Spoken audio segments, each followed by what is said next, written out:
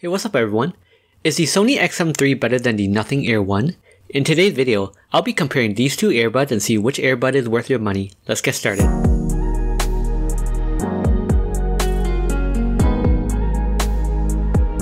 While both of these earbuds were released at different times, the design language for both of these earbuds are quite similar with the interchangeable silicon tip, support for USB-C port, and both earbuds offer color variations. Where things start to differ is the design language.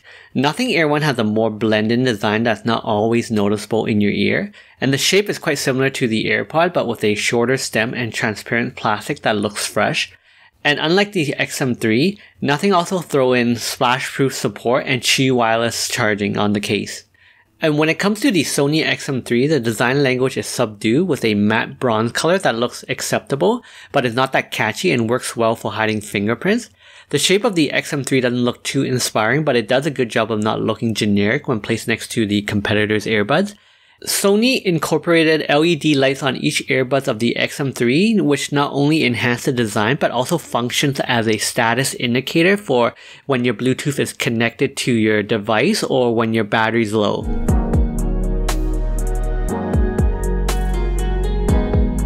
Both of these earbuds include support for an app that not only enhances the performance, but allow you to configure the earbuds to your liking. Starting with the Air 1 app, it has a simple UI and is very easy to navigate. You can access most of the settings by either tapping on here or touch. And on the home screen, you'll see the battery life for the earbuds and the battery life for the case as well. One minor quirk here is that the battery life for the case don't always show up on the home screen. And there's also support for dark theme, which the same cannot be said for the Sony Headphone Connect. Firmware update is also performed within the app. Speaking of update, the latest update has created pairing issue with the earbuds, where one of my earbuds will not sync with my phone, and I'll have to put the earbuds back into the case and then remove it again to resync it with my phone. I'm not sure if I'm just the only one having this issue. If anyone else has this issue, please let me know in the comments section. Moving on to the Sony Headphone Connect, on the homepage it will show you the battery life for the buds and the case.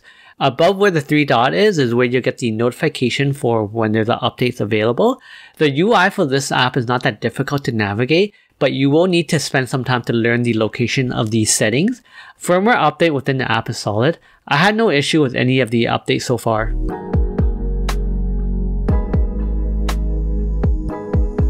Performance of each of these earbuds was good for the most part. Starting with the Nothing Air 1, call quality was good, voice sounded loud and clear. ANC did a good job for the most part with preventing noises from getting too distracting and affecting the call. Listening to music was enjoyable, the bass is punchy and there's better instrument separation and clarity, and watching video was even better with the little details like stomping, rock falling and explosions sounding rich and clear, and these little details really adds to the immersiveness of the video. Wearing these buds for a period of time was quite comfortable and it only became uncomfortable after a couple hours. And taking these buds off, in-ear detection will usually lag with resuming or pausing media and have failed on small occasion, which would result in me having to tap the bud to manually resume video or music. Touch gesture was good for the most part. The bud could detect tap and respond immediately to the tap and was rarely ever an issue. Jumping over to the XM3, call quality is one of the areas that the XM3 excelled at. Voice is loud, full, and clear. Phone call quality was like talking directly on the phone mic. And ANC was great at utilizing the QN1E chip that I could barely hear outside noises and allows me to focus on my video, call, or music with little distraction. Speaking of music, sound quality was balanced overall and definitely wasn't as boosted like the Nothing Air 1. And watching video was good too, but little detail like stomping, explosions sounded soft when compared to the Air 1. And I found at times there wasn't enough separation between the sound effect and the voice and can take away from the immersion feeling of watching videos. Wearing these buds are just as comfortable as the Air 1. In-ear detection worked slightly better with it resuming and pausing faster and was rarely an issue for me. Touch gesture wasn't that great when compared to the Nothing Air 1. The buds was either too sensitive and performed the wrong action, or it did not register a tap and performed no action at all.